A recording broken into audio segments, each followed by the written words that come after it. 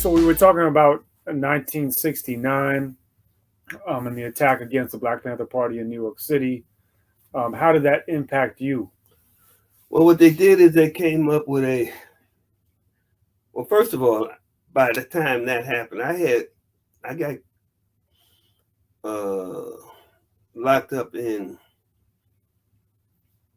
Connecticut around the end of '68 with Lumumba, Ron Hill, Bill Hampton, the four of us, and they charged us with attempted bank robbery, although we had never even went into the bank. But anyhow, we were charged with attempted bank robbery. We was locked up, and I stayed in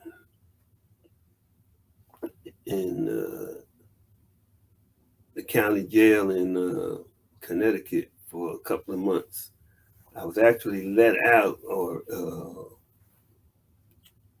bailed out the day my daughter was born, the 10th of January, 1969. I was bailed out. A week later, like a knucklehead, I went and filled in for something that I really didn't know nothing about. It was an action that some of the brothers and sisters were involved in that they had been planning while I was in jail. Somebody didn't show up to take their role, and I was asked would I do it, saying, well, it ain't nothing. All you have to do is just watch somebody's back. Don't worry about it. There won't be no problems. Of course, it became a whole lot of problems. And I wind up having to go underground. This was January 17th, 1969, a week after my daughter was born, which was very inconvenient, obviously, and especially for my wife and daughter, to have to leave them after only being home a week. After my wife did without me for a couple of months already. Her last couple of months of pregnancy, she had to deal alone. And then a week after she gave birth, I was gone again. It was real rough on her, I'm sure. But anyhow, that's what happened. And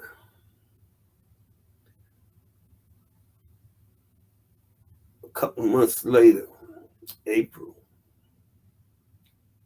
somewhere between that time and I don't know when they actually cooked up this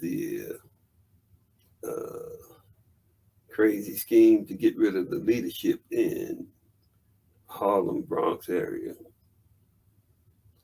But anyhow, they did, and they came up with a conspiracy. They charged us with a conspiracy to blow up department stores and botanical gardens and a lot of silly shit, Lincoln or Harlem Tunnel or one of them, How we was gonna do all this, I don't know. But anyhow, this is what we were charged with. It was 21 of us that was initially charged with it. It dwindled down to about 14 or 15. I don't remember exactly how many. But April the 2nd, I believe it was, they came to our apartments pre-dawn and kicking doors in and arresting people. When they got to my apartment, now mind you, I was already underground. I went underground in January of that year. But our organization had been heavily infiltrated all across the country, and in New York especially had lots of police had infiltrated because there wasn't nothing it wasn't hard to infiltrate. All you had to do was be black and walk in and say, I want to join. Mm. And the door was open for you to come in. Then to make yourself useful just by doing things. Mm-hmm. It became, so it wasn't hard for them to infiltrate us, and they did it. Uh, so they had found out where I was staying, and when they raided everybody else's house, they raided mine. But I was in an apartment that had a thick oak door that opened to the outside. Mm. So kicking it in was very problematic. And so they woke me up early that morning. I heard the door cracking, and I couldn't figure out what was going on. And I kept hearing this noise in my sleep till I finally got up to see what it was. And I kind of tipped towards the door, and I could hear people whispering on the outside. Then I heard it cracking again, and I could see what it was. They had crowbars or something trying to pry the door open from the outside because they couldn't kick it in. Mm. So, and that was the door jamb, the wood splitting that I was hearing. So I went to the front window, is where the fire escape was, peeked out there and seen they had somebody on the fire escape. And I'm on the top floor, and I could hear people walking on the roof above me. I look out the window, I look down in the street, and I could see police all out in front there. So obviously I realized they were coming for me. So I kind of bluffed them a little bit, hollered, who's there? It's the police. What do you want? Open up. All right, give me a minute. I have to put on some clothes. I was in bed. Open up now, or we gonna or we gonna blow the door down. I said, you shoot in here, I'm shooting back out there. And I clicked off around into my carbine. And I heard, well, he got a gun, he got a gun. And they were scattering out there. And I guess they thought I was gonna be crazy enough to shoot through the door or something. I don't know. But I could hear them falling over each other on the outside, trying to get out from in front of that door. So, but I had already, being underground like I was, I had already looked for an escape out of that apartment if I ever had to. And I had found a little side window. The front of my house was connected, I was in like a small brownstone, 4 floors up. And I was on the top floor. But down next to me, right next to me, was a truck garage on the left. And that was the same side that this window light was on. And you couldn't see it from the street, but there was a drain pipe. I don't know. You grew up in New York? No, but I know what You you're know talking them about. thick drain pipes, like concrete, and that ran from the roof down the side of the building. But when the building was painted, that drain was painted at the same time, so you really couldn't see the drain. So, but my idea was that if I ever had to, I'd swing out that there window, which wasn't much bigger than the screen of that computer. It was I'd say about maybe a foot wide, 18 inches high. It was real small, like that. But anyhow, I swung out there and grabbed hold to this drain pipe, and just as I started down, some passerby seen me and hollered to the police, there you go, there you go. And when they seen me, the police in the street seen me before the ones on the roof seen me, and I heard them hollering up to them that I'm on the side. So I kind of pushed myself off the building to hit the garage next to me. And it was only, I guess it was about 2 floors down.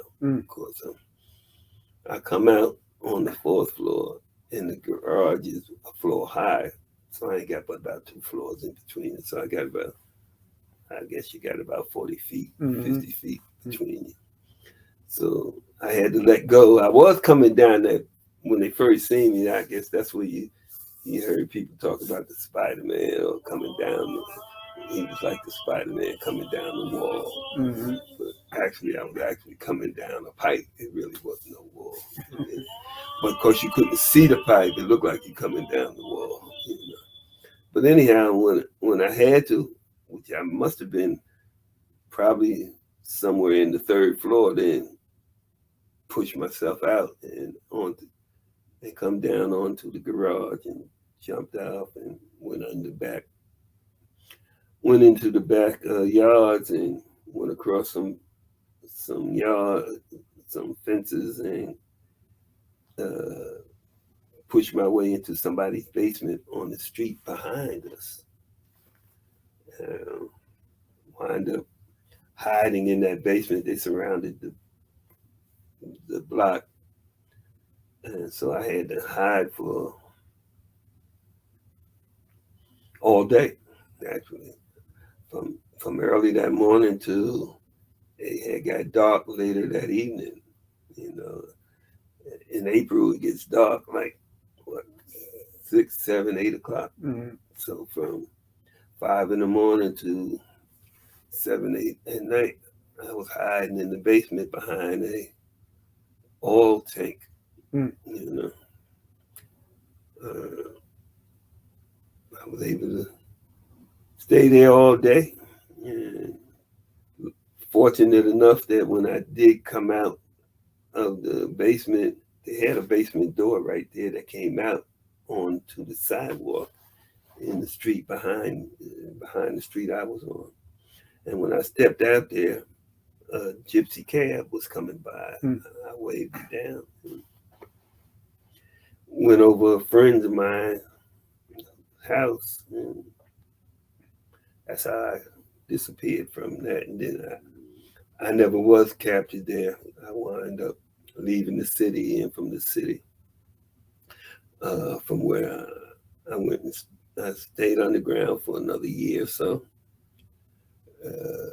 When I heard that when DC sent me a message, DC is Donald Cock, was our field marshal, sent me a message to come to Africa and help build the international section. So me and the brother that was with me, Larry Mack, we decided that we would do like he asked, and we made our way to North Africa and helped establish the international section of the Black Panther Party in the summer of 1970, I guess it was. Yeah, summer of 1970. And so you get to Algeria, and what was that transition like? What was the transition like when you got to Algeria? Yeah. Well, it was different. The purpose of us opening the international section was to create an information center. Algeria at the time had representatives from all the liberation movements around the world who had some sort of office in Algeria, and all the progressive governments, left-leaning governments was all there also. Algeria had recently, in the last few years,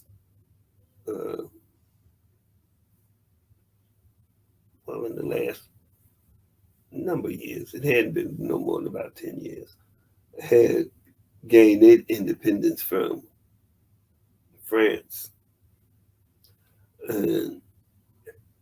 And once they gained independence from France, they wanted to make their country a revolutionary country that would welcome all progressive governments and movements. And so that's what they had done. And so it was a good place to open an information center to gather information about struggles going on around the rest of the world and to disseminate information coming from New York to get, to get out to educate people around the world about the struggle going on here in New York. I'm not New York, here in U.S. the United States. And so that's what we were doing over there, and that's what we were able to do. So for me, it was very informative, very mind altering or thought altering, talking to people who were going through some of the same things we were going through in the States and hearing how they was looking at it and how they looked at the states, how they looked at the United States government, how they looked at their own government that they were struggling against, the need for armed struggle in most places was almost go without saying that it wasn't going to happen without it. So for me, it was very educational, very mind developing. I was able to meet revolutionaries from all over the world, to get to know some of them, become real friendly with some. Some of the some of the organizations, excuse me, we became very close, like South Africans, Zimbabweans, the Palestinians, those three in particular, we were very close to. And I know you met Yasser Arafat because I've seen photographs. Are there other names that come to mind? Well,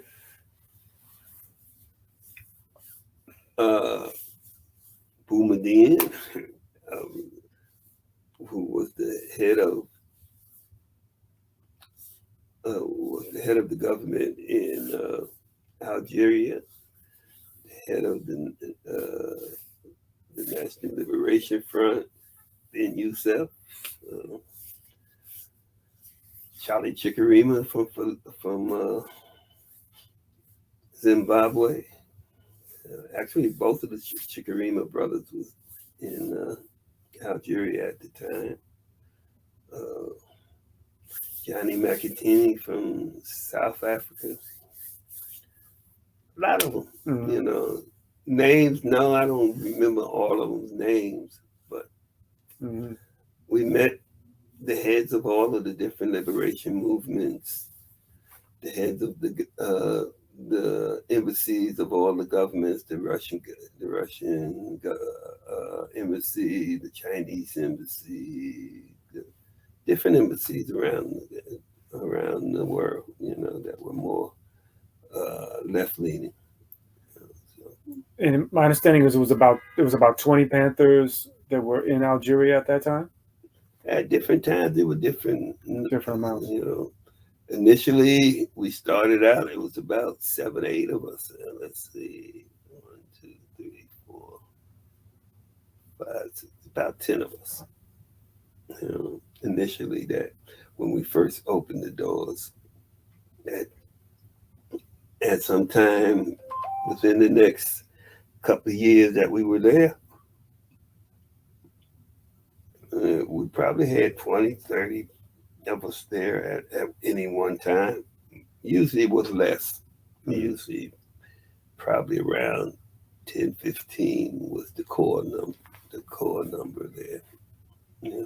And which was enough to do the work that we were basically doing. And then why did you ultimately leave Algeria? Say that again. Why did you end up leaving Algeria? It became difficult, if not impossible, to continue the work that we were doing. As time went on, the United States started leaning on Algeria to give us up. They offered to develop their gas, They had large gas deposits in Algeria, and they wind up signing a contract with American companies to develop it. One of the things that they made as a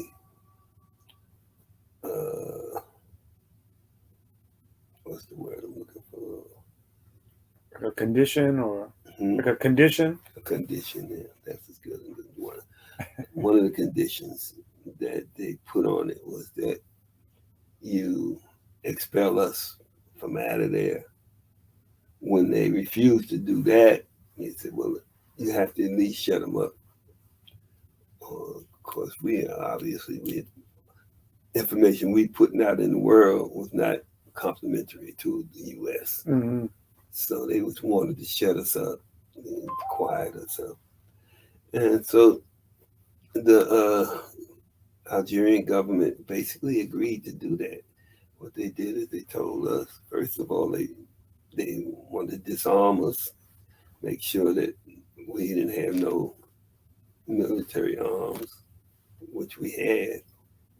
And they also told us that we couldn't send, we had a telex machine at that time, that was before these computers. And so we had a telex machine that we would send out information that we gathered and get information from the States and other places through the telex machine. So they made it impossible for us to use the telex machines without them being able to read everything we were sending. Mm. So that was the condition. They said nothing was to be sent, no information was to be sent from Algeria without they first approving it. Mm-hmm. So with that type of conditions on us, we realized it was time to go. We weren't going to be able to do the work we wanted to do. So we all started making arrangements to leave. Mm-hmm. That's what eventually we all did. And where did you go? Where did I go? Yeah. I come back here. And when you got back to the U.S., what did you do?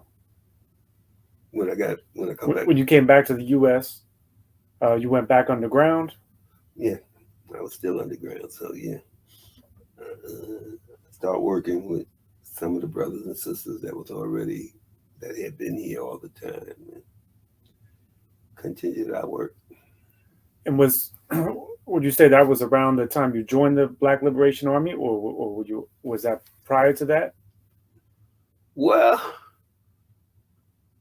I guess you could say that, because by then the Black Liberation Army was basically publicized and known. Mm. But before I left, when I went underground, I was under. That's the Black Liberation Army there. That was part of the army then. You know, that was. But I guess it was a little more official. Well, no, more, because I had been directed by my leadership, the field marshal of the Black Panther Party, to organize the work on the ground from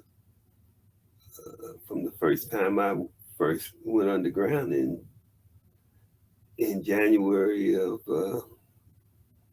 '69. Actually, even before then, we had talked, and that was some of the work that he had told me he wanted me to do. So, but officially, I guess you could say officially, I was part of the army, because the army now was more an official entity, or a known entity. I put it that way. It was more of a known entity by 72, 73, 74. I mean, by then, everybody knew that there was a phenomenon called the Black Liberation Army that when I first went underground, very few people knew of it, Hmm. you know. But it was there, even then. And we had talked about the women in the Black Panther Party. Were there women in the Black Liberation Army? Yeah, there was definitely women in the Black Liberation. Uh, One of the women generals, Sophia Bacardi, she wrote a book. You know. But yeah, women always played a role in every area of the Black Panther Party. There was just there was no area of the Black Panther Party that was off limits for women or that they chose not to be a part Hmm. of. They were a part of everything. And then, I guess, can you describe what life on the ground is like? Well, it depends on the the person or the units that were underground. Different people dealt with it differently. For me, after, I mean, initially, it's always obviously going to be more difficult. But if you're able to be there for any length of time, it becomes more and more normal. Basically, being underground is going to a different area than you're known at and continuing the work, but doing it clandestinely. So, on a day to day level, my neighbors just seen a young man that was a jewelry salesman. And that's that was basically my front. I sold jewelry, and I did sell jewelry. I mean, it was a front, but I actually bought and sold jewelry, Hmm. and sold some to my neighbors. So that was basically so being underground is basically living from day to day. You have to have some way to survive. You know, some people actually get 9 to 5s and Hmm. actually will work on a 9 to 5. I never really worked no 9 to 5, but you have to have some way to for your neighbors to kind of know how you if you're gonna be there for any length of time. Hmm. How's he surviving?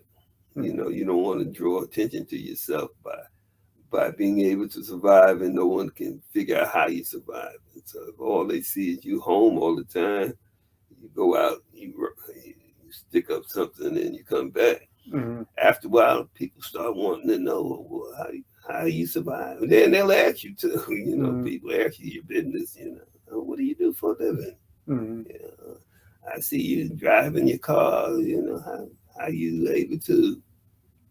So you got to be able to give them a front. You know, this is what I do for a living. Hmm. It's difficult. I don't make as much as I would like to make, but I do all right. I'm able to pay my bills.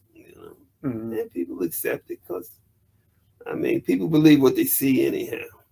So if they see you doing what you're doing and you say that's what you're doing, they believe you. Hmm. And then, October 23rd, 1981, what happened? Some of the comrades that I worked with were involved in the 23rd, actually, I guess it was the 21st, they were involved in a military action where they uh, took off a armored truck that went bad, didn't go so good. They wound up having a shootout. A couple of guards got killed, police got killed, some of them got captured, and the others were on the run. Being that I was able to move around, I wasn't involved in that at all. I came to New York to try to help them clean up and those who needed to get out of town. But as fortune, good or bad, however you want to look at it, would have it, the police got on to us. Me and one of the brothers, I was trying to get him out of town before we could get out of town. And we got captured. Well, I got captured. They murdered him while he lay in the street. But they were looking for him. They had his picture and everything. With me, they hadn't seen me for about 13 years, so they didn't even know who I was until after my print came back later on. So that's what happened. And this was 2 days after the actual attempt. Well, they actually were able to initially take off the truck and get the money, but they wind up losing all the money in the attempt to get away and the shootout and all that. And what was the name of the comrade that you were with that the police murdered while he was laying on the ground? The one that was with me, his name was Umtahari Sundiata Shabaka. Umtahari Sundiata Shabaka. Okay. That was it. They murdered him in the street as he lay there in surrender. Yeah. Just come behind him and shot him in the back of the head while he lay on his stomach with his hands stretched out. But, you know, that was almost expected, though, once the police was killed and a couple of them guards was killed. They were looking for somebody to kill. So he just happened to be the one they captured in a place where they could just murder him. You know? And that's what they did. And then I think the creator, that they didn't know who I was at the time, so they brought me in, just tried to torture me to get me to tell them where other people was at that they were looking for. So they tortured me for about 6 hours, 7 hours, and wind up spending about 3 months in the hospital after they finished with me. But I was alive. I'm still alive. So I guess I have no complaints. I didn't know that. That you spent 3 months in the hospital. Wow. Yeah.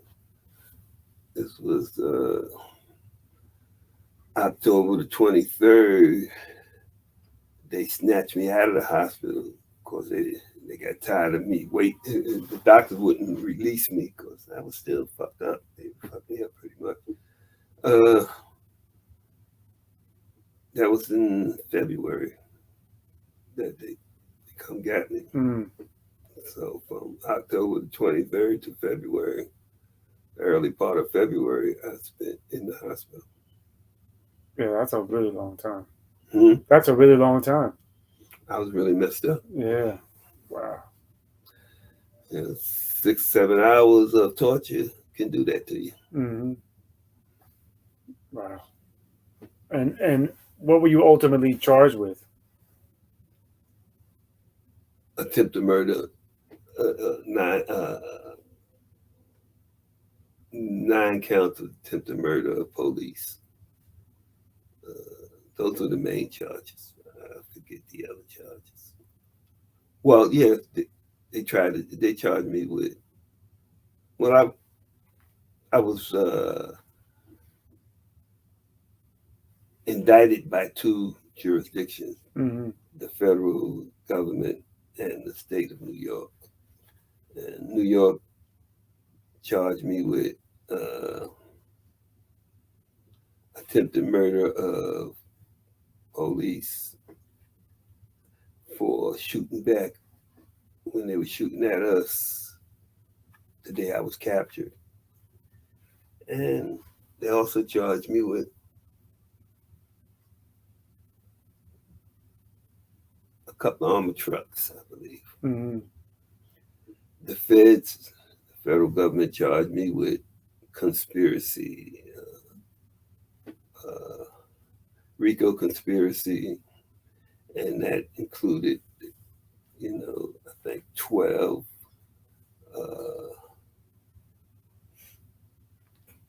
predicate, they call them predicate acts. Mm-hmm.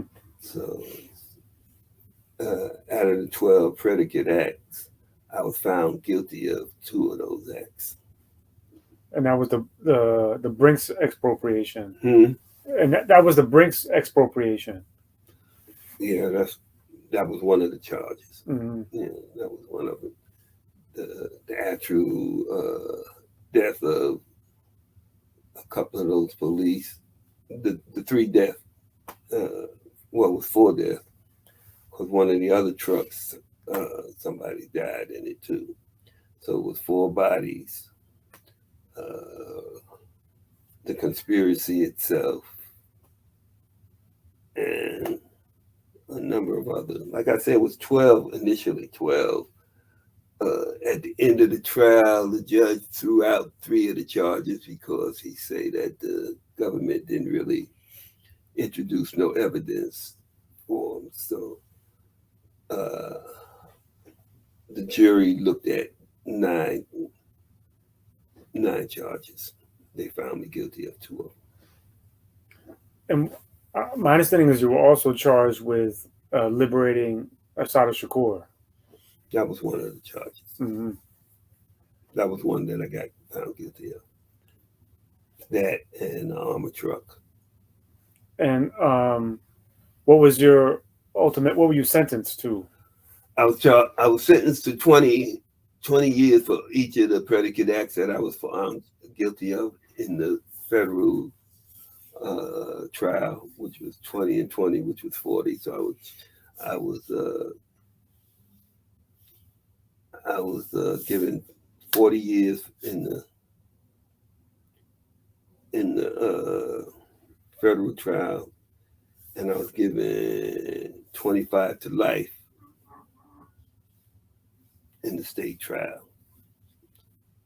Both of them were to be served running wild. In other words, one has to be, you have to do the time for one, finish it, and then start the other. Mm-hmm.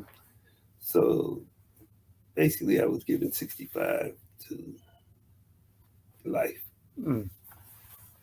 And you served the federal time first? Well, how did that work? I did the federal time first, mm-hmm. which was I shouldn't have done. Mm.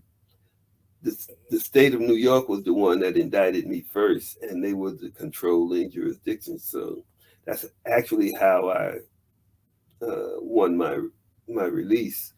That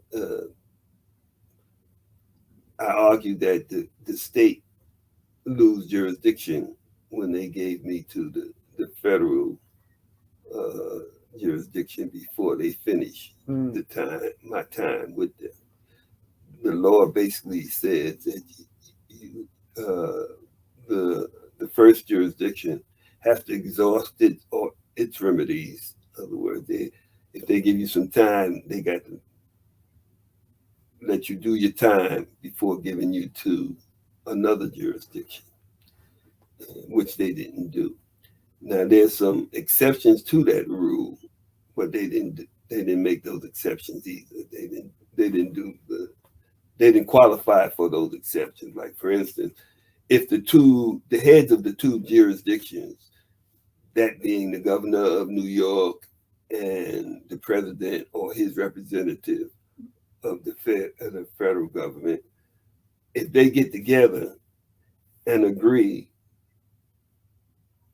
that they're gonna let you do the time in the other place rather than the one that you're supposed to do it in, and a judge agrees to it, that's an exception. That's one of the exceptions. But they didn't do anything like that. Mm. The judge actually, the state judge told them to take me upstate New York, Mm. where I was supposed to go to start my time. But instead of going to upstate New York, somebody in the state turned me over to the federal government. Mm. And they took me and made me do my time there. So based on that technicality, I was able to, when they brought me back to the state after 28 years, I did 28 years with the feds. When I come back from, or actually even before I come back, I argued that the state didn't have no rights over me anymore. But they brought me back anyhow. And so I had to file those papers in the state courts. And it took me 5 years to get a favorable uh, decision from the state of New York, which was that I was right, that they had lost jurisdiction, and that and the judge basically said, although he agreed that they were supposed to make me finish my time with the state first, he made an exception by saying that he thinks they just made a mistake, but it was a serious mistake, and that I should be given, basically, I should be given parole, because if I had been in the state for that long, they would have by then had to give me parole, and it would have paroled, but then they would have paroled me to the federal government. But Mm-hmm. since I already did my time for the federal government, I had no more time but the state time. So, so when he basically told them they needed to either give me parole or he would be forced to release me. Mm. So of course they chose to give me the parole, which I did another 5 years, I guess, on parole. Mm. So, And my understanding of one of the problems with the federal system is that you know one gets moved a lot, and you can get moved from one part of the country to another part of the country, which makes it yeah. challenging in many ways. How many different facilities were you in the federal Quite a system? few. Mm. I was in, let's see, I started out in Marion. From Marion, I was transferred to Leavenworth. From Leavenworth, I was transferred to Marion again. From Marion, this time I was transferred to Lewisburg. I asked for a transfer from Lewisburg to Orlando, where my parents were, and they were both very sick at the time. So they transferred me to Atlanta. Atlanta decides not to let me on the compound, and they transferred me to Allenwood. Again, I asked for a transfer back to Atlanta. So I was transferred back to Atlanta. And this time from Atlanta, they transferred me to California, Long Park. From Long Park, I was transferred again back to Marion. Mm. And this time from Marion, I was transferred to Florence, Colorado, where I was released. I was paroled from Colorado to the state, back to the state of New York. So I stopped counting after 6. I don't know. Yeah, I lost count too. At least 11. But I guess it was probably about 10 joints, 10, Mm-hmm. 11, 12. I don't know. Mm-hmm. Marion, Leavenworth, Marion, Lewisburg, Atlanta, Allenwood, Atlanta, Long Park, Marion. Oh, That's 10. yeah. Now, in between there, I went to a number of different places that they held me for small periods of time doing transfers, like a couple of months in Terre Haute, Talladega, Alabama. What's that place in I was in North Carolina a couple of times, Petersburg, Virginia a couple of times. It's been, I don't know how many joints. Just after a while, you lose count. And I know it's not easy to summarize 28 years in federal prison, but what were conditions like in federal prison for a political prisoner?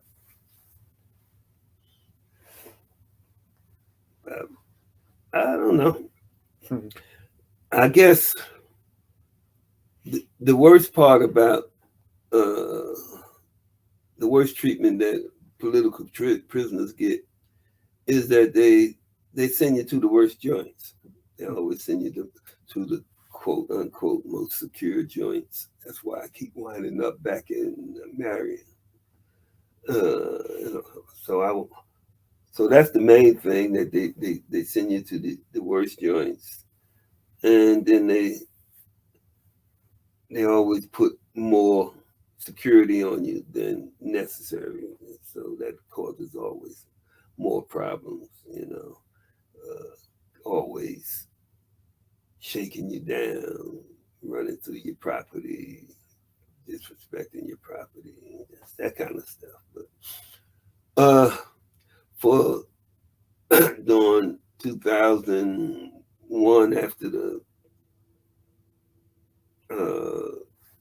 Trade Center bombing, they locked everybody, what they consider political prisoners, up. I was already locked up, so I was in Marion anyhow, so they didn't have to lock me up. But other political prisoners, they locked them down, put them in the hole and stuff like that. But generally speaking, the feds, in certain ways, is a little better than the state. One way is that you get a little more, you get a little better food. They pay you a little more in salary, of course. Like in the feds, you could, if you're working in the industry, you can make $2 and some change. I think now it's up to $3 and some change an hour, which is unheard of in the state, especially in the state of New York. So I've seen guys with overtime and stuff like that make $9, $10, $1,100 in 1 month, which is, you can't. I don't think there's no way you can do that in the state, especially in the state of New York. In no state, I haven't heard of no state where you can make. I mean, there's a few jobs in some of the states that you can make up to 100 or 2 a month, but that's not every month. You can, first grade in the feds, you can make a couple $100 every month. So I used to send $150 home a month to help my wife deal with her living conditions when she was on welfare going to school. And though $150 ain't nothing, when you add it to the nothing they give you for welfare, it becomes a help. Not no great help, but it helps. $150 is $150. So that's kind of the difference. The biggest difference I see in in the state and the feds, because all of them are horrible. I mean, all of them, the conditions. I mean, you're locked in behind bars. You know, you got pigs that don't care about you or your property, that disrespect you, that disrespect your property, disrespect your family when they come. So, I mean, in that sense, jail is jail, prison is prison. But there's a few extras you can get in the feds that you can't get in the state. You know? And when you have a sentence like you had, which is essentially 60 years to life, how do you get by from a emotional, mental, psychological perspective? I think for most political prisoners, they they've accepted even before they get captured that the best of situation is going to be to go to jail, Mm. because the options usually are death or jail. Mm-hmm. So if you wind up in jail, you're almost like, all right, this is par for the course. Mm-hmm. Political prisoners all over the world or throughout time have been in jails. I mean, you know, you can go back as far back as you can. I mean, I go back to at least a couple thousand years when Jesus was a political prisoner and eventually executed. You know, so political prisoners have always had a rough time, and that's always been what they could expect. That's probably the best they can expect Mm. is prison. You know, because I mean the the oppressor usually want the death of those who struggle against them. Mm-hmm. You know? So if you wind up in jail, you don't take it as being the worst that could happen, Mm. as you probably would if you were just a common criminal or social prisoner as they call Mm. them.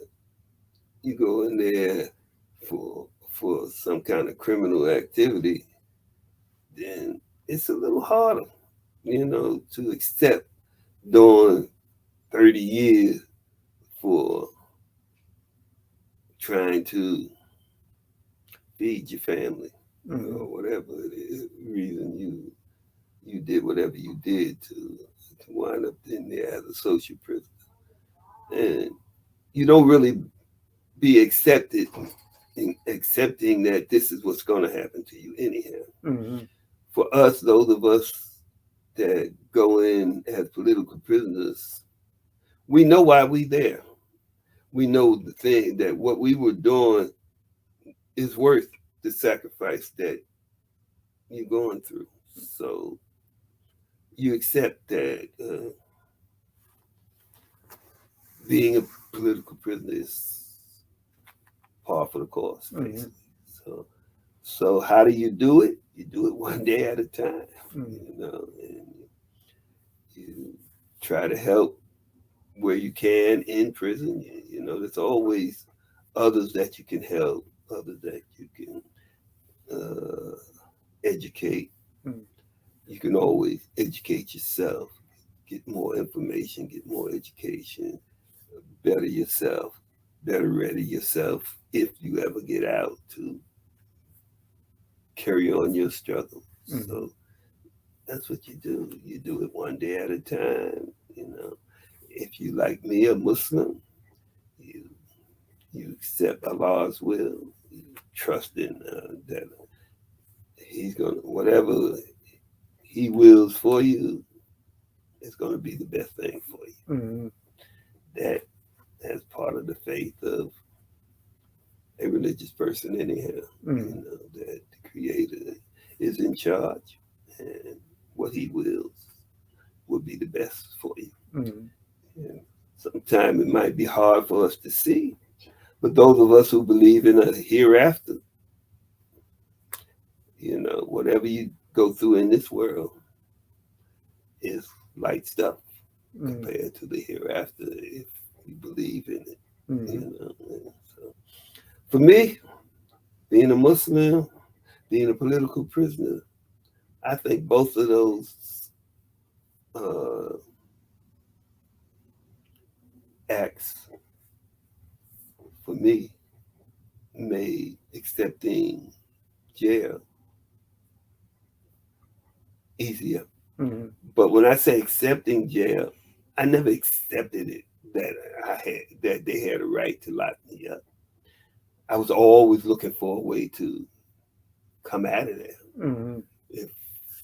If I'd have seen a way to escape, I definitely would have, or I would have tried to.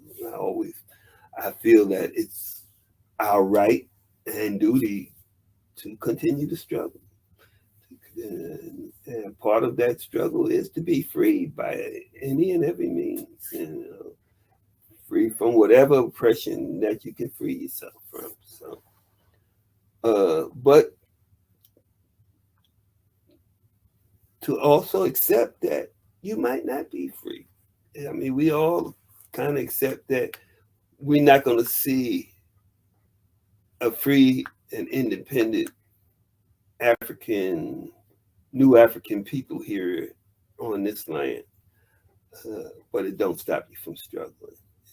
If you accept that, all right, your struggle is just one phrase, one part, what's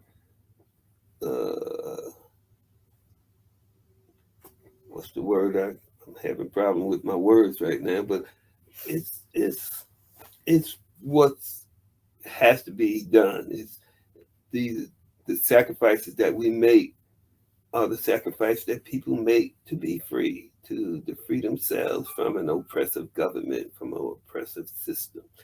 And so jail, death, killing, all those are things that you accept that has to happen for you to be free. I think some people feel like nothing justifies killing. But if we stop and think about it, everybody got something that they'll kill for that justifies killing. If it ain't nothing but fighting to save your life from someone trying to kill you, which in one way or another is what we're doing anyhow as oppressed people. We feel like this is not meant to be a positive way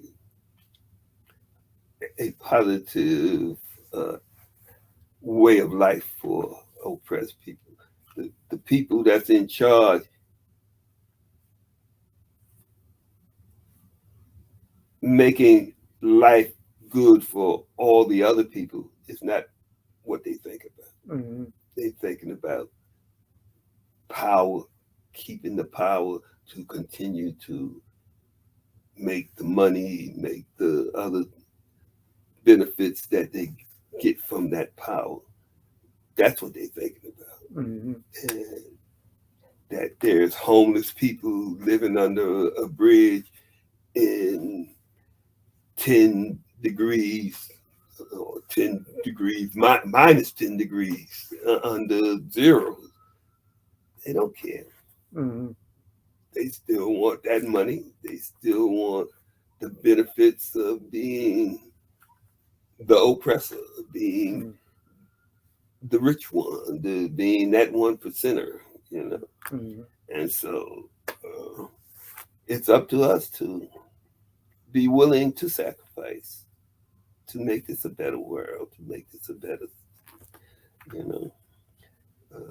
that's why it's so important, I think, for people to recognize our political prisoners, recognize those who have sacrificed life, limbs, family, to make this a better world for everybody. We forget we in America are about the only nation, oppressed nations, that don't think about their political prisoners. Mm. Everywhere else in the world, that's always top of the agenda, our political prisoners. You know, we think we free. That's part of the problem here, that people don't even know they're oppressed. Because they can come home and eat a little meal, some of them, and can cut on the TV and watch the news about that guy I was just talking about that's under the bridge in 10 degrees weather, that's sticking up a corner store to get food for their child. Then, you know, they think the average person think they better than that until they get into that situation, and then they that guy that has to do that to survive, you know. But generally speaking, people in America think they're free, and they don't. So it's hard for them to recognize their political prisoners. It's hard for them to recognize why people are doing what they're doing, and that they're doing it for them. They are benefiting from it. They go to them jobs because people have sacrificed so they can go to them jobs. They eat every day because people are sacrificing for them to eat every day. Because everybody not eating every day. Everybody don't go home to a warm house. Everybody are not able to feed their children. You know, there are children that go to bed hungry every night. You know, that's one of the reasons that we started that Breakfast for Children program. You know, is that kids were going to school hungry in the morning because they didn't eat the night before. You know. And then the federal government, implemented the food program and Head Start afterwards. Yeah. You know? Yeah. A lot of people don't realize that. A lot of people don't recognize that they are. While you were in prison, your son passed away. Yeah, he was killed. He was murdered. Can you tell us about that? My son was a rapper, entertainer, very good one actually. His name was Yafael Akinyele Rulo. He was known as Yaki Gaddafi, one of the outlaws group that rap behind Tupac. A little while after Tupac was killed, he was in New Jersey where he grew up at. My son grew up in New Jersey. He was there. And a kid that he knew that had a little light beef with him, from what I'm told, about some weed, some marijuana that he owed him a couple of dollars for. Came to see him and brought a gun with him. He was only 16, a 16-year-old youngster. And something happened, they disputed in some way. But anyhow, he shot him. He shot him in the head and murdered him. And, in my mind, I guess he came to murder him because he brought his gun. He didn't come to really talk. Well, probably because they could have talked on the phone. He had called him. So my son was kind of big, and from what I'm told, he was very good with his hands in the fight game. So I guess this kid, just knowing that he couldn't do nothing with him physically, chose to murder them like so many of these kids are doing today. They don't fight no more. They got a beef. They do like the government do. Mm. They solve it with a gun, with violence. It's a sad, sad, sad thing. My worst day in prison.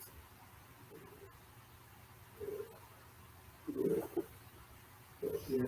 He was murdered back in '96. Only 19 years old. Whole life in front of him. I'm sorry for your loss, and may he rest in power. And thank you for talking about that.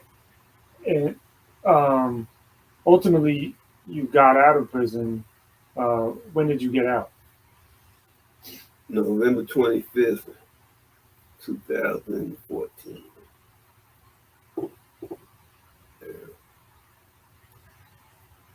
Good day, good day.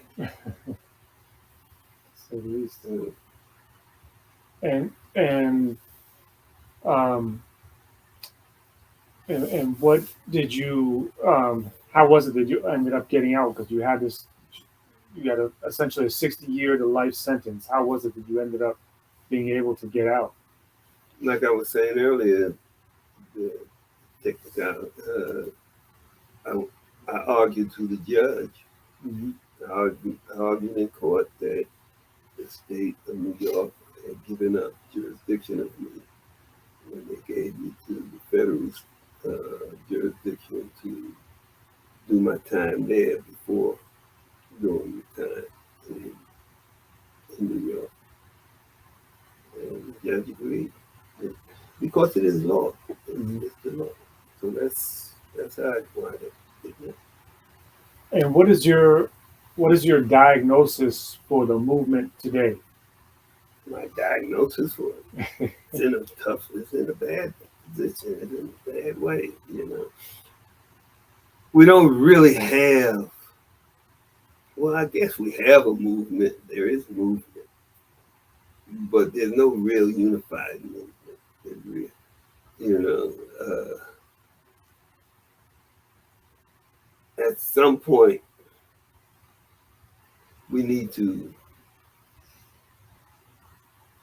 come together as a people, unify our efforts to break this yoke of oppression upon us.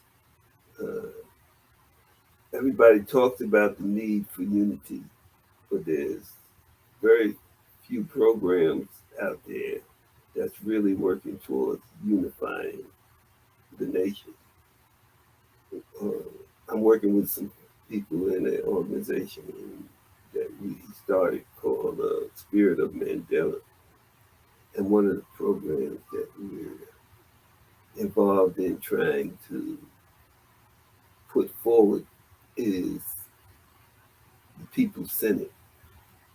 And the People's Senate would, if we were able to really, if we're able to organize it as we are attempting to do right now, it would bring together different regions of the country and organizations in that region to work toward a unified, make a unified effort to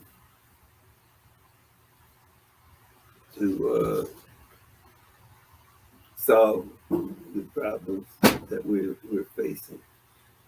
You know, generally speaking, what we're talking about is getting organizations in each unit.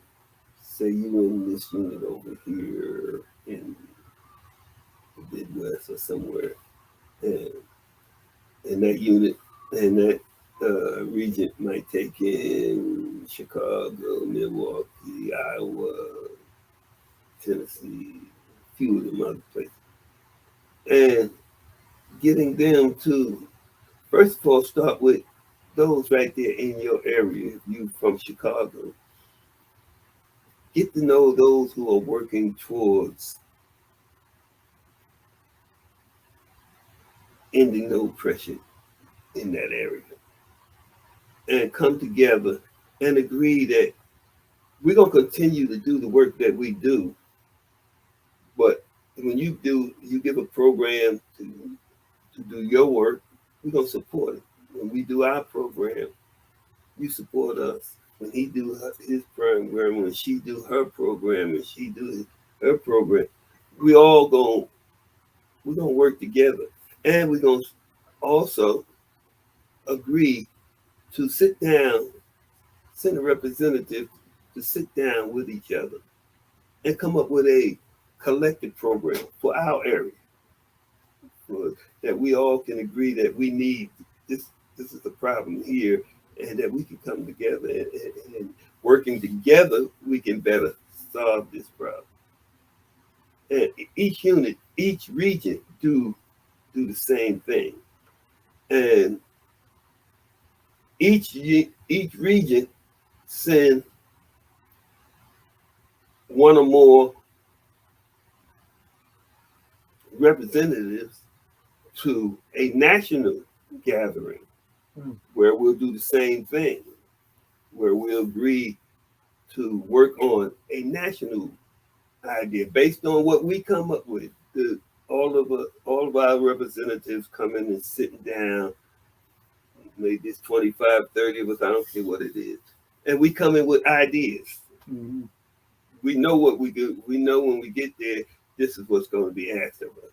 Do you have any programs? Do you have any ideas how we can solve police brutality or police departments, period?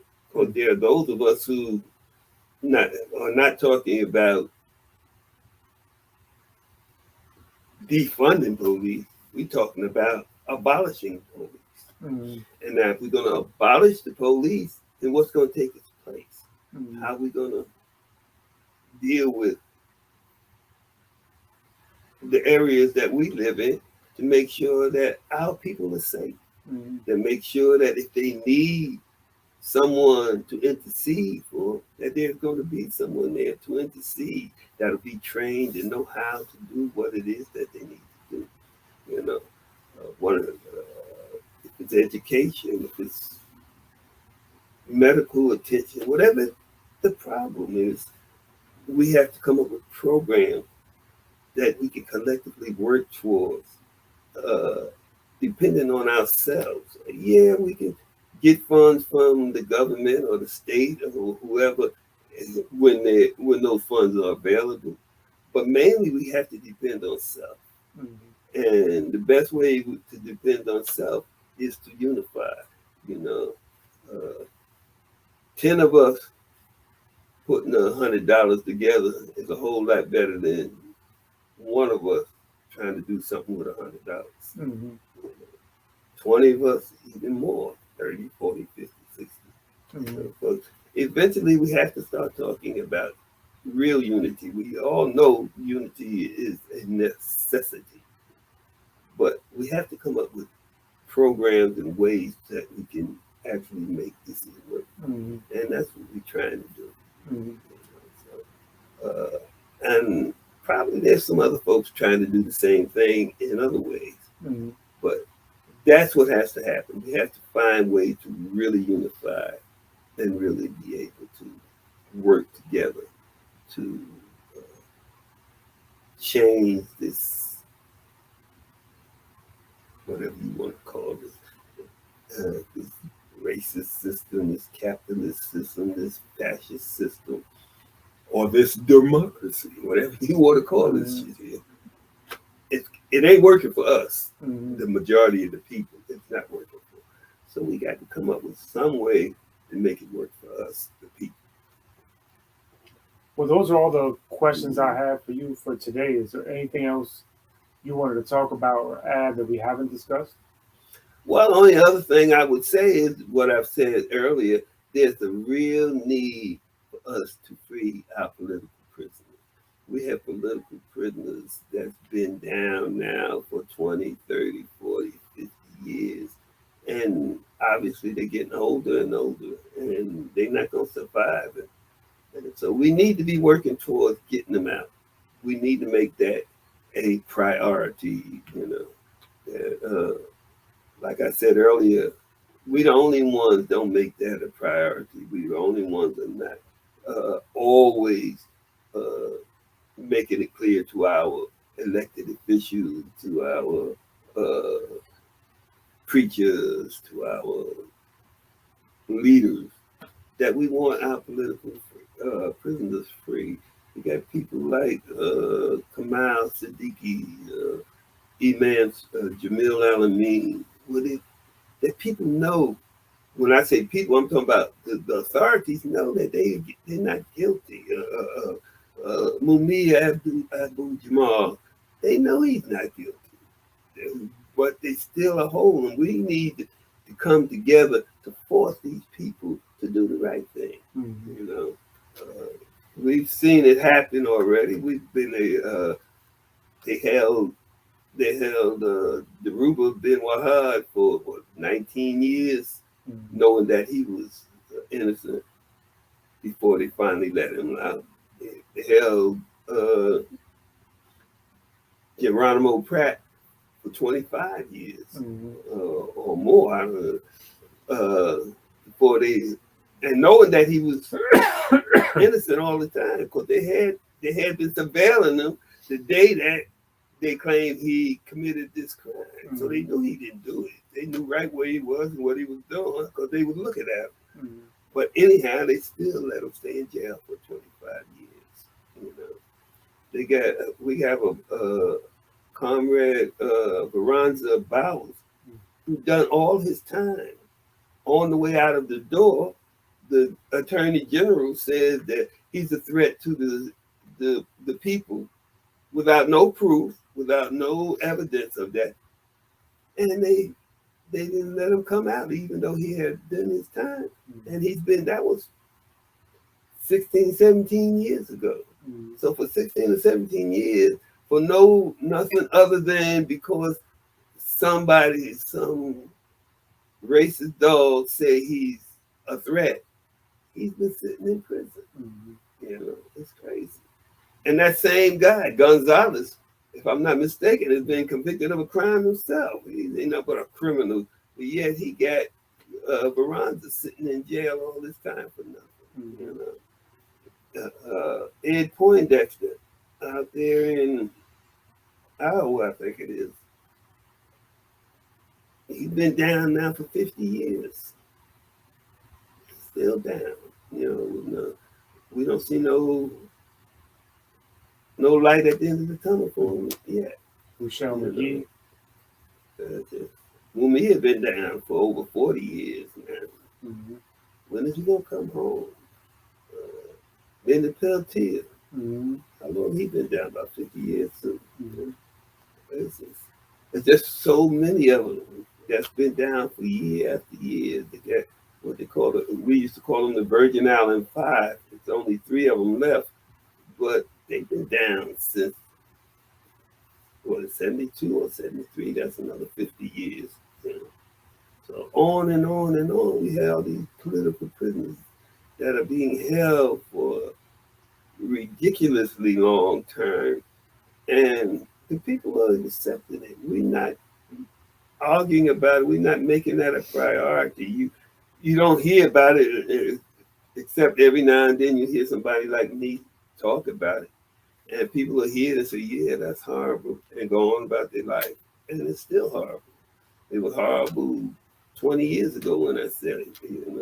It was horrible 40 years ago when somebody else said it. And it'll be horrible when we bury them if we don't do something to bring them home. But we done buried a lot of them. Herman Bell, Kwesi Balagoon,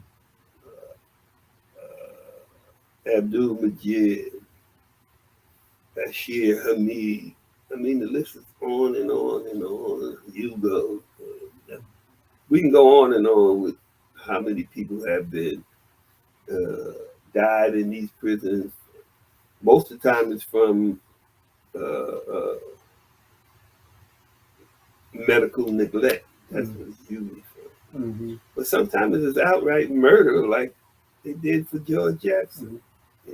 Just outright murder. Mm-hmm. But in any event, they'll be dying in these prisons. And we're accepting it out here. Not everybody accepting it, but the majority is accepting it. That's why it's being done.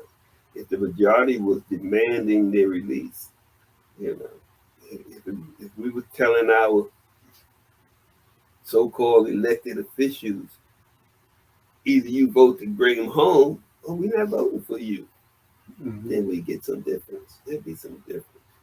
That's when they understand it. If we scream with our votes, But we have to be unified. So many of us don't even know that we have political prisoners. A lot of them, if you ask them who Kamal Siddiqui is, most of them, if you ask them who Kamal Siddiqui is, never heard of him. So people don't even know, and they don't want to know. They ain't making it a priority to know. At some point, we got to make that be priority. So that's all I would say. Let's free all of our political prisoners. Let's free them yesterday. If we can't get them out yesterday, let's get them out today. At the very latest, let's get them out tomorrow.